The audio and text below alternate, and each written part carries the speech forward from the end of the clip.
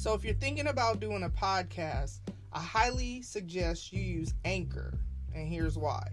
Now, first things first, it's free, and you can even make money from your podcast with no minimum listenership. I'm talking dollar bills, y'all. Plus, Anchor will distribute your podcast for you to the major platforms like Spotify, Apple Podcasts, and a bunch of others, so that's one less thing you got to worry about.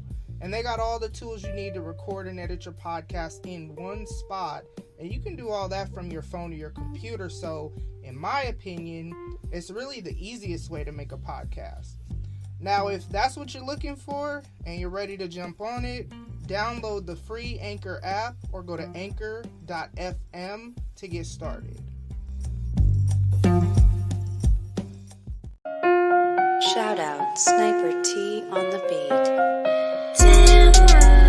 Tamara to the break of dawn is on the rise, with life on the forefront of the mind. So line for line, you can ride this brain train and you can change your station without even touching the dial. So relax, stay a little bit, but listen for a while. And whether you're bumping this in the whip or in a business fit, it's a meeting you won't want to miss. A meeting for a meal to feed the soul with words for the mind. So sit back, enjoy the ride. Time to take off, it's time to fly. Cause Tamara till the break of dawn is on the rise.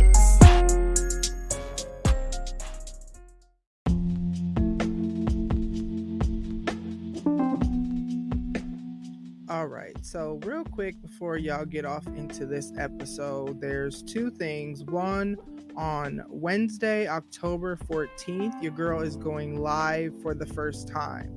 Now, it'll be at 8 p.m. Central Standard Time. I'll be live on my show's Facebook page, the Twitter, which is Periscope, and on my YouTube channel. So make sure you look out on my Twitter and Instagram for the question that we're going to talk about in this Thoughts to Ponder episode. Again, that's Wednesday, October 14th at 8 p.m. Central Standard Time.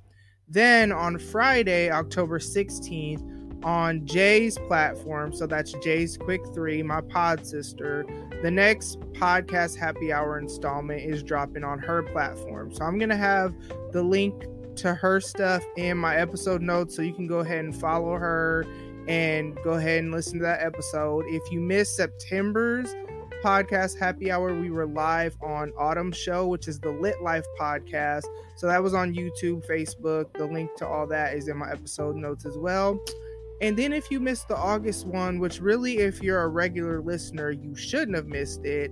Go ahead and scroll up through the episodes because we started on my platform in August, So the first installment of the podcast happy hour is, one of my episodes. Go on and scroll up. So again, October 14th, I am going live at 8 p.m. Central Standard Time. Make sure y'all come through, holla at your girl, participate, whatnot. I want to make it interactive. That's why I'm trying to do these Thoughts to Ponder different. And then on Friday, October 16th, the next installment of the podcast happy hour is going to be dropping on Jay's Quick 3.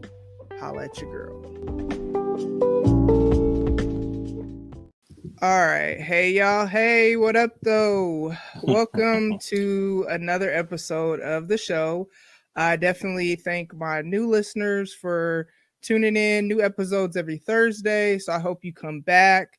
And all my day ones, man, I appreciate everybody that's been rocking with me and all the feedback I get and all that good stuff. I definitely appreciate it. If you are not, you should be following me on social media. So follow me on Twitter, Instagram. The link to all that is in the episode notes. I follow back.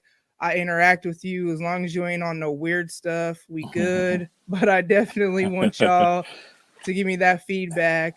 So you probably hear the person laughing in the background. So let's go ahead and get into it. Today I have a special guest, and it's kind of dope because it's somebody that I don't even know. I was introduced to them by my really good friend Celeste. So shout out to her because she does not listen to the show. She's told me that, and I don't care, but she recently has just started sharing everything I post on Facebook. So I definitely appreciate that. She supports me in the ways that she can. So I just love her for that. She even shares my merchandise posts just to show support. But it's crazy because I was thinking about how I wanted season 3 to look and the stuff that I kind of want to talk about. And it was at that moment that I started thinking about how I wanted to get deeper into the mental health aspect of what I talk about. And she just happened to text me and made this connection. So my guest today, his name is Mark. He's a former Marine and a former corrections officer. And I just want to say I'm super honored that even though we don't know each other, you're taking the time to kind of come on the show and just share your story with me and my listeners. So everybody, welcome Mark to the show. Yay. Yay, I need to get like yay. some applause or so. Yeah, you gotta Yeah. get a clapping sound Yeah. or something, man. We ain't there yet. So there we Yay. go, you know. But how you doing today? I'm doing well. Thank you for having me on your show. Yeah, I definitely appreciate it. Mhm. Is it fall? I don't even know where you live, but is it fall weather there today or is it still summer? Well, I'm from Milwaukee, Wisconsin, so Okay. right now it is fall and it's rainy and it's actually kind of cool out right Yep, now. So yeah, that's yeah. exactly how it is here. I'm in Nebraska. And I'm not a fan of the rain with the cold, but Mm-mm, at all. it was definitely 90 degrees yesterday, and I am a fan of the 61 degrees that it is right now. Fall is Yeah, my favorite season, so I know, right? I love it. I Yeah, hate you can being wear super hot. you can wear sweaters and nice Mm-hmm. coats and whatnot. You know what I'm Yep. saying? Yeah, yeah, Scarves, boots, yeah, yeah. hoodies, y'all. I got merch, Mm. hoodies, make sure you hit Right, right. that. Perfect segue into it, right? Yep, yep. Um, but okay, so when we briefly kind of talked a couple weeks ago, you mentioned that you were in the Marines. Yes, ma'am. How long, first of all, what made you even join the Marines? And then how long were you in the Marines? And why did you choose the Marines over like the Air Force Army? I'm always curious. My dad, he was Air Force. He's retired Air Force. Oh, well, good for him. Good for Yeah. him. What? That's a good question, and I can tell you. Again, I'm from Milwaukee, Wisconsin, and my original plan was to join the Army. Uh, Let me see. When I took the test, sadly enough, I didn't pass the test to get into the Army. So I'm like, okay, well, I'll try the Marines, and I passed the test. And I think at that time it was in my junior year. It was Oh, my junior year in high school. I started early because my mind was just so far in advance as to what I wanted to do with my life. Seeing other people that I grew up with, go to jail, get killed, hmm. just fall on the wrong side of the tracks. And I didn't want to be a part of that. Okay. Okay. So I needed a way out, you know. So I joined the Marines. Um, I graduated. I'm going to tell you, I'm 51 years old. I It's graduated. It's funny. I was going to ask that, but then I'm like, maybe he don't want to share that. Oh no, it's all good. I'm 51. Graduated at 17. I waited till my 18th birthday, which is in August, so I just turned 51. Yay! Happy belated. Yeah, thank you. So I went in at 18. And I can tell you that was probably the worst experience I've ever had in my life, going through boot camp.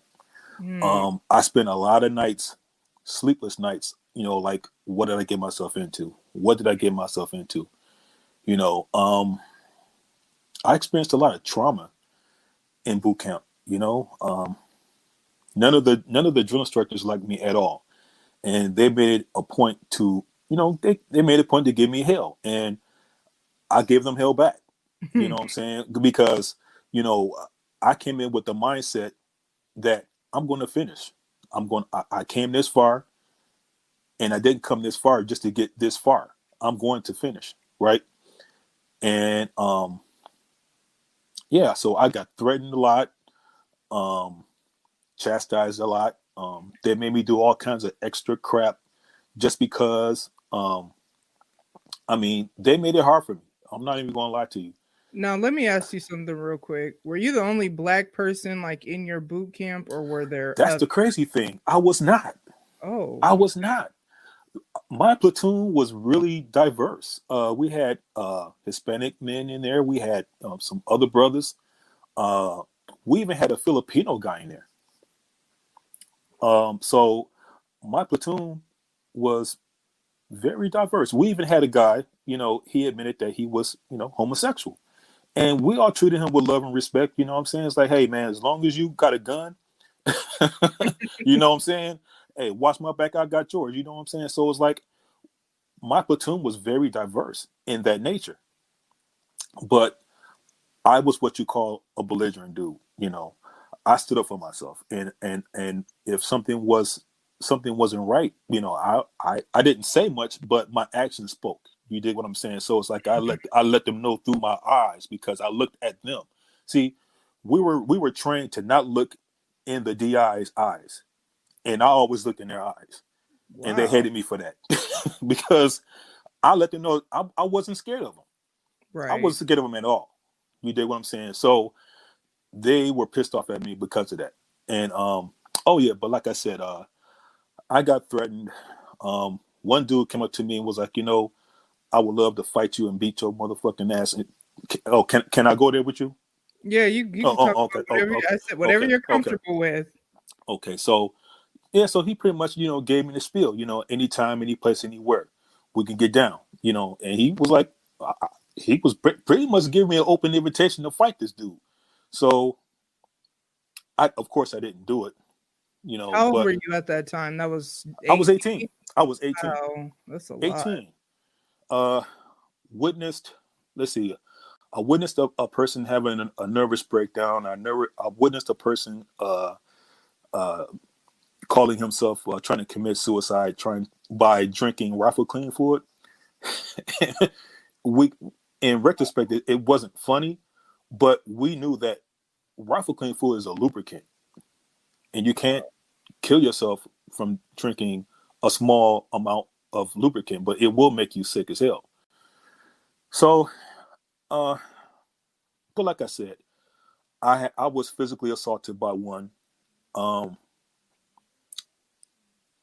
that was that was more um, hurtful than anything, because I didn't do anything to deserve it. But um, that was a troubling moment that I had. Yeah, he just he grabbed me, he threw me on the ground, and he kicked me in the stomach. And I'm like, wow, did I really deserve that? You know what I'm saying? Hmm. Um, but yeah, graduation, nobody shook my hand, nobody looked at me. It was like, just I was pretty much dismissed. You know what I'm saying? It's like, oh, okay, I wasn't expecting anything like positive from these guys because, like I said before, uh, I didn't get their respect, Mm-hmm. and I really didn't care about their respect or not.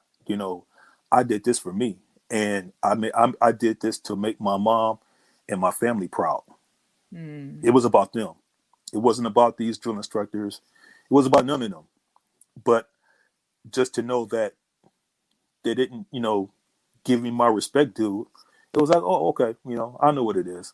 But I kept it moving, and I did 4 years in the military. I was stationed in Camp Lejeune, North Carolina, Wow. and No, that's crazy. That's where I was born. really, Yep. in Camp Lejeune. My mom was in the military until she. So my mom and bio dad met in the military, and Wow. then she had me, and then just started doing reserves. But yeah, that's Hmm. where I was born. That's crazy. Yeah, Yep. and that's where I was stationed. That's so Wow. random. Wow, that's super random. Wow. Mm. But yeah, I did 4 years in the Marines. I did a year of my 4 years uh on ship. I was reassigned with the Navy, and I did a year traveling around the Mediterranean part of the world. So, needless to say, I spent some time in Spain, France, Italy, Israel, going far up as Turkey, and we were called to a humanitarian. They call it a humanitarian initiative, but it was pretty much a grab and go initiative because the country of Monrovia in Africa were going through a civil war back in 1989, 1990. And we were called to go out there to help assist in the evacuation of the civilians out there. So for the next 2+ months, we were out there just getting in, grabbing people, taking them back to the fleet, meeting at the rendezvous point. Helos come down, grab the civilians, we go back, grab more people. You know, it was pretty much a grab and go, grab and go, grab and go. That went on for about, like I said, about 2 months. So we were out there for quite a while. Came back to the States, finished my time, and I got out. I got out in 1991, and I didn't start exhibiting any symptoms of PTSD for like, I'll say about 3-4 months, right? I was working at the time, going to school part-time. So, you know, things was going okay. I mean, I had a hard time readjusting to being a civilian. That was a difficult part. And for some reason, I think that played into it because before my nightmares began, I noticed that I was starting to get a little depressed because, like I said, I was having some trouble readjusting back to being a civilian. You know, you go from being a Marine, you're out there and you're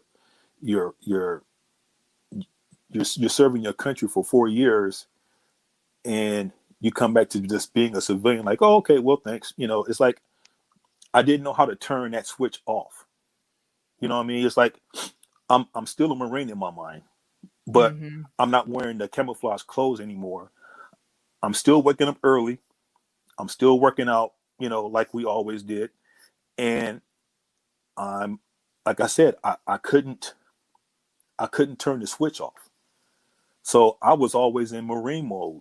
You know what I mean?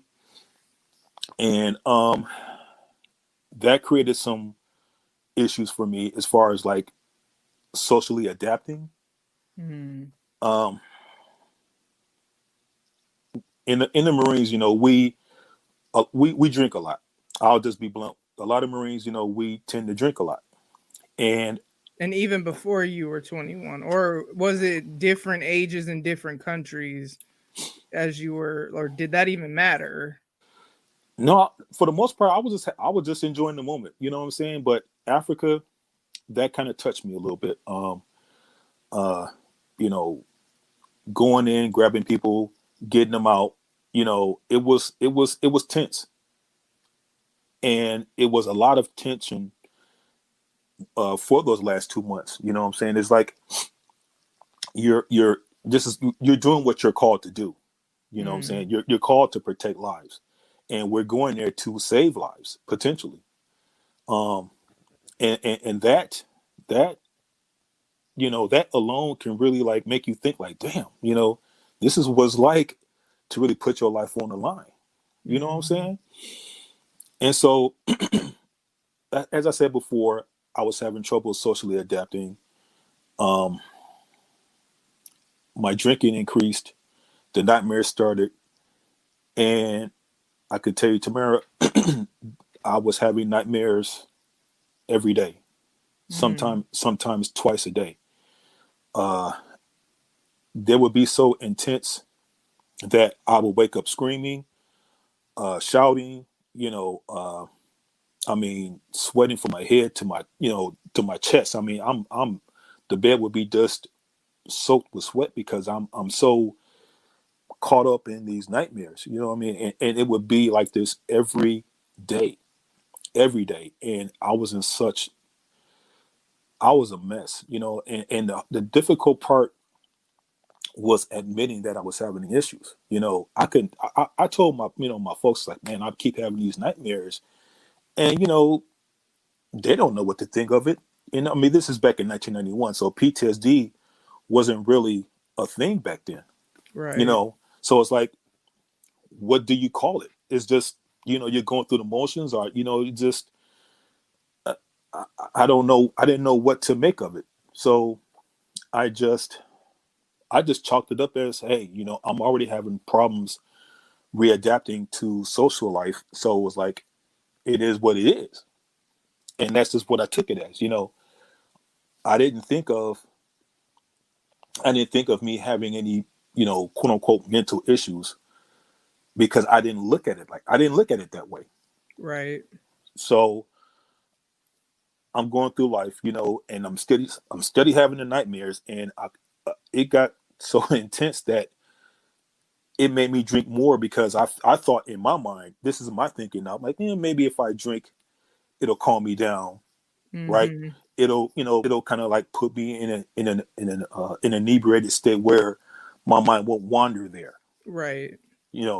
But sometimes it did, sometimes it didn't, But of course, I was drunk in the process, so it's like now I'm starting to have two problems, because I'm drinking every day to hopefully avoid having nightmares, but yet I'm still having them, right? So now I'm drinking a lot, and I'm still having the nightmares, which is preventing me from sleeping, because I was scared shitless to even go to sleep, because I knew what I was getting. I knew what was coming up, that I was going to wake up screaming, shouting and sweating. And it got so much, it got to be so much, Tamara, that it made me depressed. It made me angry. It made me depressed. I couldn't sleep. I was always what you call hypervigilant. I was always looking around to see, who was around me. I didn't like being in front of people. I still don't. I have some issues, some sort of anxiety when people are in front of me. I need to be behind somebody. You know what I mean? And even when I'm in social places, I tend to sit where I can see the door. You know what I mean? Or an exit. Yeah. Because I can't sit with my back facing the exit or a door. It was just something about being in a social place, where if I wasn't in position in front of a door, my anxiety would go through the roof. What else? Well, let me ask you a couple of questions that I have. Go ahead. Because I don't want you to go too far and then it doesn't make sense. So I know from the conversation that we had, whenever that was, just to kind of meet or whatever, I know you're married, you have at least one grandchild that you were watching at that time. So when in there did you meet your wife? And then you're dating, you're married. I mean, you're having probably nightmares still and stuff, and then you're married. Like, how did all that come together, or how does that like affect your kid? Stuff like that. They would have grown up with you having this PTSD. That's a good question, and this is my second wife, by the way. Okay. The woman I'm married to now, this is my second wife. Now, I had my son, my oldest son, and my oldest daughter at this time.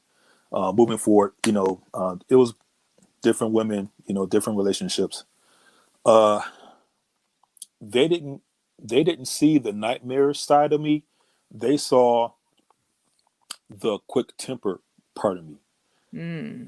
And yeah, so I tried to be, as, I guess, loving and fatherly as possible. But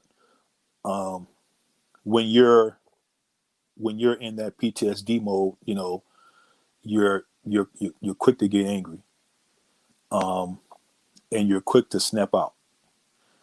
I don't know if my daughter, I know that my son hasn't witnessed me doing that, but my daughter, she was very young, so I don't know if she ever witnessed me have a moment.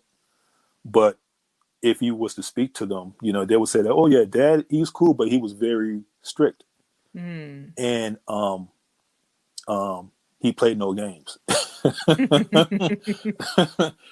And so I thank God that my kids didn't see that side of me. I didn't want them to see that side of me because I wanted to be, I guess, a good example of a man to them. So I had that much wherewithal to, you know, bring myself back to reality for them. But like I said, the temper, my daughter saw some of that. My daughter saw, you know, me kind of like lose a little bit of control. And I had to look at her sometimes to be like, okay, you know, I need to bring it back in. You know what I'm saying? Because I have a kid, you know. And I would tell her years later, like, you know, you saved my life. My daughter, having my daughter and my son around, they saved my life. Because I was really, when my daughter was like, you know, between 2 to 10, I mean, I was really like down. I mean, I was sometimes up, but most of the time I was pretty down, and I wanted to give up. You know, I really wanted to give up, Tamara. I was in such a place that I was just, you know, I'm fucking done. I've tried, you know, and I hate the world. I want out. You know, but I said that would be real selfish of me to do that because I have a daughter that loves the shit out of me. Yeah. And that I would fight and kill for my daughter and my son. You know, I'm not trying to rule him out at all, you know, because he was a little older, a little more mature. But my daughter, though, man, you know, she was my rock. She's the reason why I'm still here. Yeah, that father-daughter relationship, that's usually how it goes.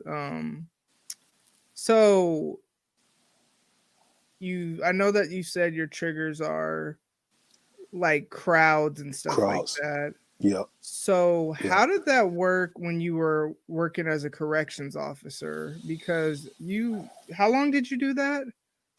15 years. Yeah, like how do you center yourself when your daughter's not there, I guess? I had to suck a lot of things up because I was taking care of my girl. And working there, I started third shift. So they were all asleep at the time I got there anyway. Yeah. so as a matter of fact, I spent half of my career on third shift. So that was really the easy part, you know, of being at work was just, you know, somebody told me the hardest part of working this job is showing up on third shift. It's just showing up. And it's true. I mean, the hardest part was just showing up. Once you're there, the inmates were asleep, you know, it's just, yeah, it wasn't bad. It wasn't that bad.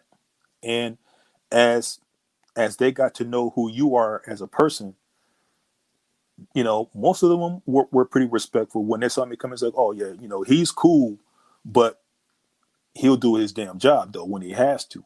You dig what I'm saying? So don't mistake his kindness for weakness, sort of deal. You know, because I was standing on a couple of cats during my time, you know, but that job was super stressful, you know, in regards of being forced to work on your days off, having to stay over and do overtime, things like that.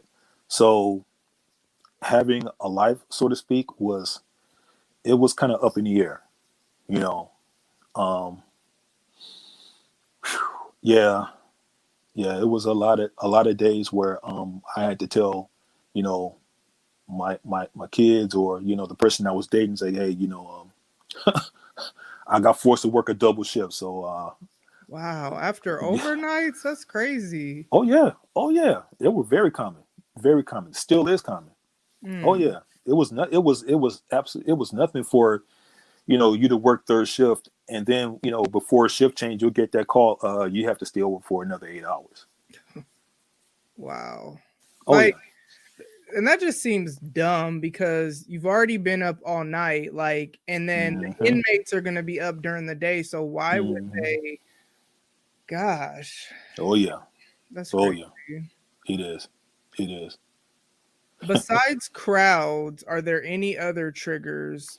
Like, did the stress,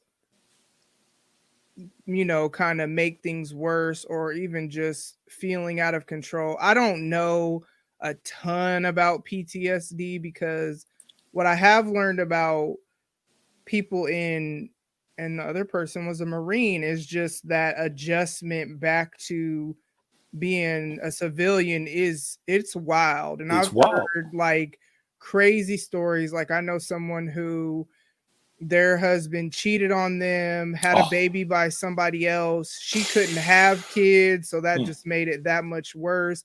But I've heard of people coming home and being abusive to their spouse and all Hmm. these things. So I Hmm. noticed that it affects different people different ways. And it Yeah. doesn't seem like there's just this set pattern like maybe some of the other, mental health disorders that it's kind of like more cut and dry, but this one seems just a little Hmm. kind of not all over the place, but Hmm. kind It of. varies. It Yeah. varies. You're right. You're right. And like I said, a lot of us, from my, speaking with people who have PTSD, we all have that one thing in common though, and we all struggle to readapt to Mm. civilian life Mm-hmm. because we were so used, even though living that military life was totally bogus. We adapted to it because we were trained to adapt. You dig what I'm Mm. saying? So, which comes back to what I said earlier about having the that you're in that mode still Mm-hmm. mentally. You're in that mode, even though you're not wearing the camouflage clothes and the boots and the hat and what I'm saying stand up for attention. You're still in that mode. Mm-hmm. I was in Marine Corps mode still. I'm getting up early. I'm running out in the hood. I'm running 2-3 miles in the hood. And Mm-hmm. I didn't care, Mm-hmm. because my mind was still on Camp Lejeune, North Carolina. Mm. And I dared anybody to come step to me at this point because I was ready, Right. you know. But the thing was, I couldn't turn that switch off. I wanted the switch to be turned off, and I didn't know how to turn it off. And that those two things, tomorrow, are the common thread of what PTSD, the foundation of what PTSD is. It's like we couldn't turn the switch off. Mm. We couldn't we struggled readapting, which led us to drink a lot more than what we normally did in the military. Because I can tell you, a lot of guys in the military, especially in the Marines, we drank a lot. That's just what Mm. we did. We worked hard. We drank harder. So, you know, having to turn that switch off, having to say, you know what, you're no longer a Marine. That's asinine. We're Mm. always Marines. Like the old saying goes, once a Marine, always a Marine. You know, we're always Marines and we're always ready. Mm. Even when we don't have to be ready, we're still ready. So in that aspect, Tamara, there are similarities, but you are correct. It varies from person to person. Some deal with it more severely than others. You know what I'm saying? So yeah, you're right. But I can only imagine what that would have been like if you would have been in longer than 4 years, because you to have only been in for 4 years, and this is something you still struggle with, 20 plus years later. I can only imagine, had you have stayed in longer and then been older when you got out. So it's like, it's already a lot of times harder for older people. I'm trying to think of something. Like, I look at the things that my kids can overcome quicker than I could because they're younger and more resilient, whereas I have maybe this trauma stacked on top of other traumas, so then it all kind of just becomes meshed together. Whereas, and I'm more thinking of like with their dad dying, I had all types of stuff in addition to that to deal with. And so I can only imagine, had you have been older. So even today, like, are you still having nightmares? I know you told me that crowds are still a trigger, and even it's kind of affected your employment today. So what are some of the struggles today? Because it's wild to me that, and I know a lot of people in all branches of the military, especially those that go to war or have to do stuff like you did, which is like these extreme things that you're not going to normally do, that, in the average job. So what are some of your struggles now, and how does, like, what type of support system do you have now that you have more knowledge of what it is than you had back in 91? Because mental health knowledge has progressed a ton since then. A ton. Yes, it has. And those are good questions that you asked too. I'll take a step back. When I was in my last year in the working as a corrections officer, I was actually a corrections lieutenant at that time. My mom died. And I'm sorry to hear that. Oh, no problem. But experiencing that loss, I think that pretty much was I think that set the tone for the quote unquote final nail in the coffin for me as far as dealing with people. Because the first day I got back, we were called to a inmate that was causing some trouble in the unit that he was in. So we got up there, and he wanted to go to another dormitory. And I was like, well, you're not going anywhere because you're not giving a reason to take you anywhere. So he just started, cussing me out and disrespecting me, right? And I'm looking at this cat like he just don't realize that I lost my mother. You know what I mean? It's like it kind of goes back to the saying that you shouldn't disrespect nobody because you don't know what type of life or what that person is going through. So for you to open your mouth and say something disrespectful, I'm like, dude, I'm thinking in the back of my head, I could kill you right now, man. You know what I'm saying? Like, I'm not in a frame of mind to deal with this. You know what I mean? So I took him out and I said, man, I want you to understand something. My mom just passed. And for you to, to disrespect me like that, I'm like, that's really uncalled for. Now this whole scenario could have been a whole lot different. It really could have, because, the badge didn't mean nothing to me at that point because I was going to take the badge off. I'm going to tell you, I was getting ready to take that badge off and give it to him. I was going to give him exactly what he wanted, which was a straight ass whooping. But I said, you know what? I'm not going to jail for this dude because that's exactly where I would have been. And so that's why I took him outside and I spoke to him.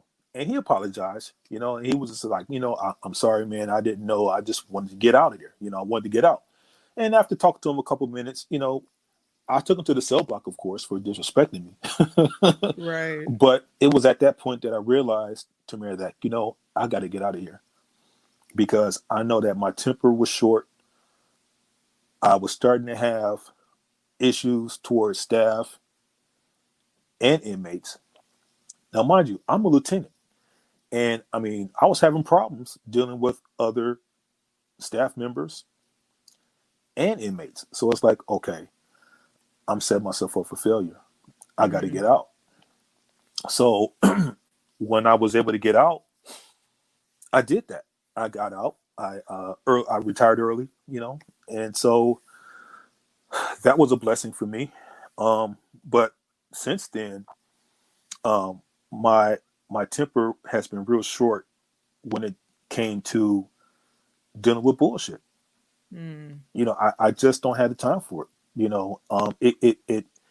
It made me lose sleep, more sleep than I already was losing, and I'm still losing. So it's like, I have to distance myself from people. So I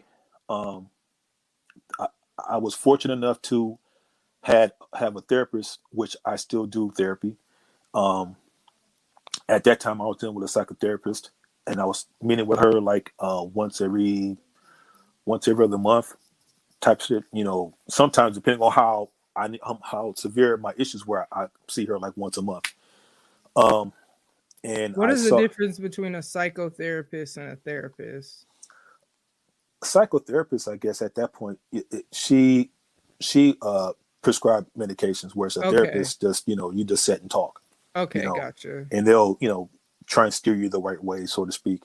But I sought help through the VA, and like I said, I got linked with some counseling services and some medications to get me centered, to get me calm, and to help me sleep.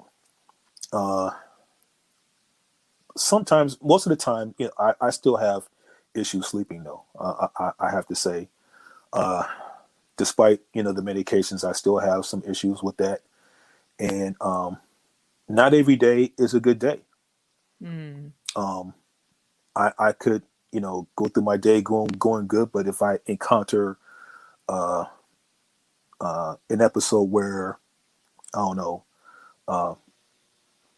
it like, let's say me and my wife are talking, and she'll mention something that gives me that will trigger a memory, and it'll have me think about a negative episode I had with somebody. So now my mind is like racing and thinking about, what I could have done to this person, what I should have done to this person, and what I would probably do to this person if I saw him. So I get a lot of that. I still, go through ups and downs with depression.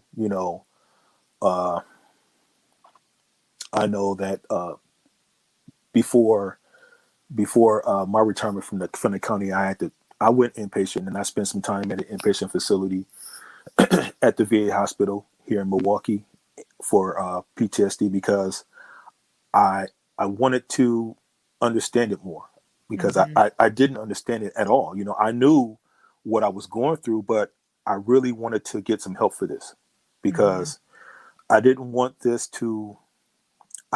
to control my life, because for so long, Tamara, it was winning. You know what I'm saying? I was what they call lost in the sauce, man. I was lost in the sauce for, several years with this thing, because I'm just sitting back thinking about what my life would have been like had I given into those thoughts and feelings. I probably wouldn't be here talking to you. Yeah. And like I said, I'm just thankful to God that, he gave me enough wherewithal to, like, you know what, it's okay. It's okay to feel a certain type of way, but don't give in to those feelings. You did? It's okay to be angry. It's okay to be sad. We're human. And I say this to all your members that's listening. It's okay to be angry. It's okay to feel sad about some things. I mean, we're given that right to feel a certain type of way. You understand? But what we need to understand though is we can't give in to those feelings. We can't give in to those urges to do some trifling shit that that will get us caught up. We can't give in to that. And that's one of the major things that's helped me in my process, not to give in to those feelings, because I used to tell inmates when I was working there, I'm like, I could easily be an inmate. I could easily be you. I could easily be you. But by the grace of God, I'm not you. So, and I'm not saying that to knock anybody or knock them, but I was just keeping it real. Right.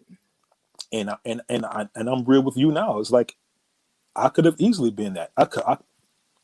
I shouldn't be here. I told you I should not be here. I shouldn't. I can give so many examples of why I shouldn't be here, but and I don't want to take up too much of your show by that, but I will say, you can share as much as you're comfortable with. I mean, yeah, like I said, there was a time that I wanted out. I just didn't sit back and take the time to figure out how I would go out, but I wanted out, and I don't have a gun. And I tell my wife, I'm like, I don't know if I would want one, because not saying that I would use it on myself, but with my severe lack of dealing with bullshit, I don't know if I think I would probably use it. What I'm saying? But I'm just glad to be here. I'm glad that people like you are taking the time out to talk to people like me about issues like this, because it needs to be told. It needs to be shared, and people need to really understand that mental health is not something we should take lightly. We can't look at this like like a breeze in the wind, like, oh, he'll be all right, oh, she'll be all right. We're not okay. We're not okay, and we need to get our message out. And I feel like that's a good segue to something else I wanted to talk about, which, I mean, a lot of why I wanted you on, in addition to sharing your story, is because what I love about, I don't even like the term story, your life and what you're doing is, yes, you have a struggle. Yes, it's real. Yes, it's something that you may have to endure for the rest of your life.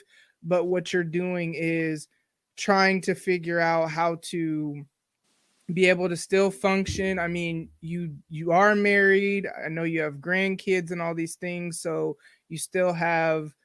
you haven't allowed it, as you said, to take you out, to cause you to do something to end up in jail and give in to those desires. But then in addition to that, you're also trying to help other people. You're also sharing and being transparent so that, one, you can speak life into people or hope or whatever they want to take it as, but then also so people know that they're not alone, because mental health, which is kind of why I wanted to start going deeper into this topic, because it's such a complex topic.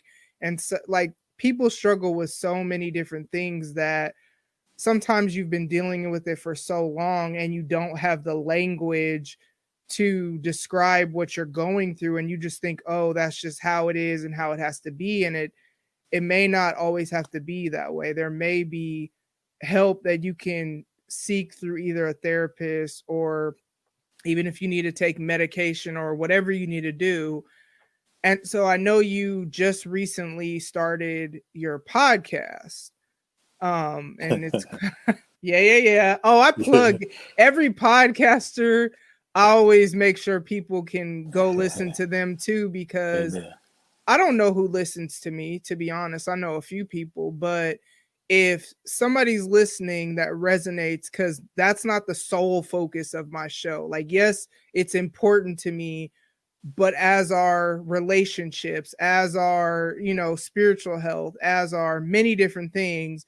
And so if there's someone listening though that wants to hear more about this particular topic, then why wouldn't I plug your show when I know that's what you're talking about? So why don't you tell the people the name of your show and kind of like the focus of it, and also like what do you hope to accomplish with it? Well, that's another good question, and thank you for plugging me. The name of my podcast is the Speak Your Truth podcast, and the purpose of the podcast is to just what I said earlier, to have people come on the show, share their experiences about their mental illness and how it affected them, and what are they doing to make their lives better or more comfortable. Now, you said something earlier that really struck home. The people that deal with mental illness, such as myself and others, it's something that it'll never go away. It's just something that we can just deal with on a daily basis, because for most of us, if not all of us, Tamara, it's day to day, really. Because as I said before, I have some good days and I have some not good days. And when I have those not good days, one thing that I do is I distance myself from everybody. Now, the house that we live in, I used to spend a lot of time in the basement.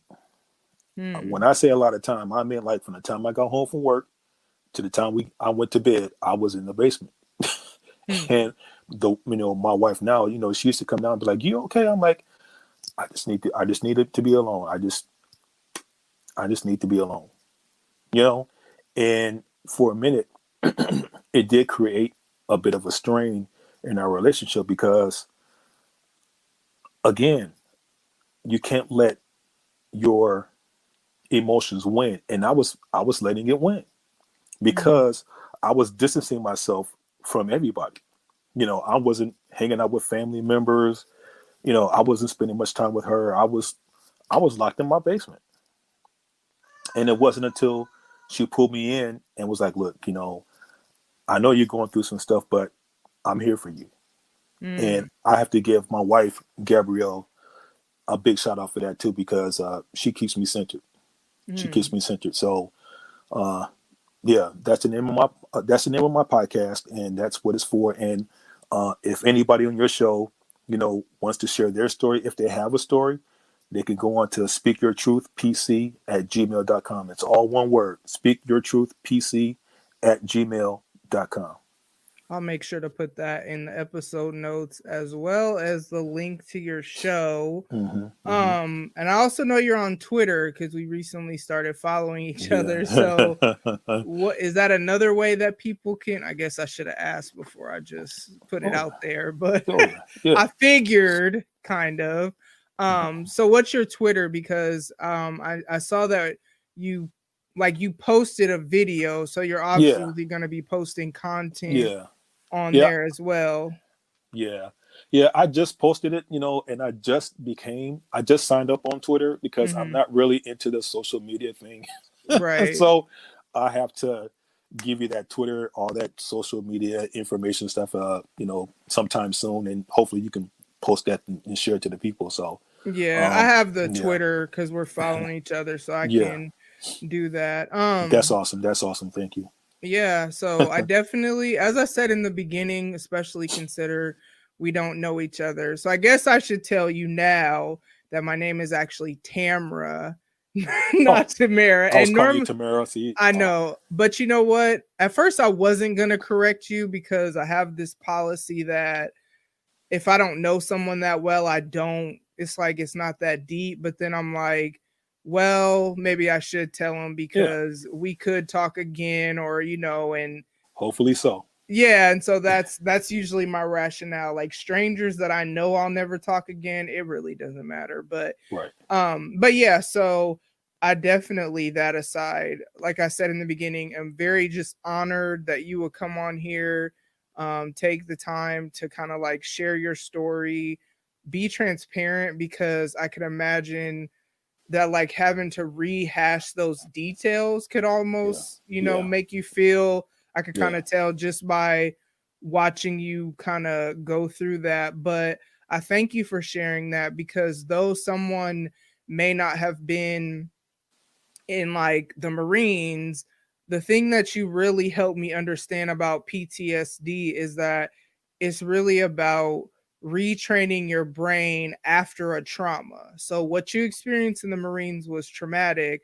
Someone else may have experienced a different type of trauma, like a violent relationship, or hell, right now the world is a mess. It Or is. just different things that, a death in the family that was, crazy or intense, or just a normal death.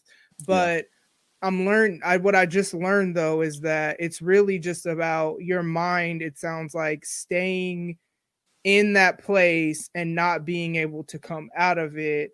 And then you don't really always know when that's going to happen. So you can't really have control of it. Right. So, right. I didn't really understand that about it before. Right.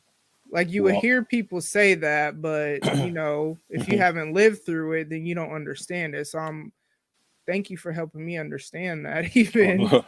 No problem. And that's something good that you brought up, because in the medical field, I guess, they call it stuck points. It's like when you're stuck, mentally stuck in certain areas of your mind, as to how it relates to how you view the world and how you view the social aspects of life. We tend to get stuck. Like we can't move past certain things. Like like I said, with me, and it boils down to your triggers. And like I said, for me, triggers for me is, crowds, people that are behind me, that triggers my anxiety like instantly. Something else that is a trigger for me, and this might sound kind of crazy, but people who threaten me, when I feel threatened, I go in fight mode. That's a trigger for me. When people come to me, saying, I'll do this to you, blah, blah, blah, it's like, no, you unleash the beast, bro, because now we're going to do it. You know what I'm saying? It's like, some people may be, look at it like, oh man, I'll do that too. But for me, it's a trigger because I don't go about my life trying to make it uncomfortable for other people. Right. So don't bring your mess to me. Right. Does that make some sense? Because it does. That sets me off. And like I said, my temper was already short. So when you come to me, with your mess, it's like, okay, now I got to deal with you. Which it ties into what you said earlier, and it's something that I say on here often, is that you need, or just in general, you need to be kind to other people, because you do not know what they are facing. You do not know what they've been through. You just don't know. And if if you're kind, you never know if that mean interaction is going to be what's going to set somebody off. Whereas if you were kind, it could have the reverse effect, to where it could be that's the thing that saves them. And so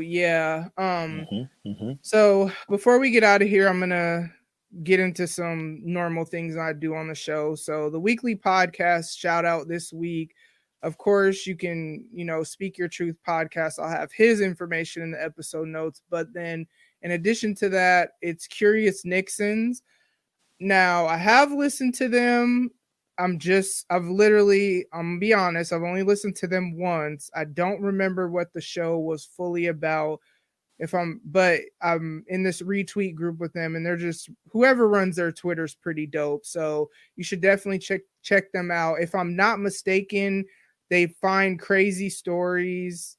It's not really true crime, just weird stories all over the world that are like, some are paranormal, some are just weird. So if you're into that stuff, just give them a try. I'm sorry I don't have more of a description for y'all, but like I told y'all, I'm gonna be honest. Then also, y'all know I gotta plug my merch. There is a bunch of designs to inspire you, encourage you, especially if you're a podcaster or just a content creator, or just an overall dope person. So if you're not buying my stuff, then you must not be dope, because, you know, no, I'm just kidding.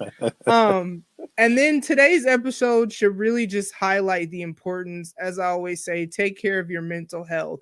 That could be very different things. But my encouragement and my challenge is just, if you feel like something is not okay, seek help. And if you feel like, I'm going to put some just nationwide resources in the episode notes, just so that maybe you can call a therapist, find one in your area or something like that. Take care of your emotional health. That's all tied into that together. Your physical health, because sometimes you need to sleep, nap, work out, whatever.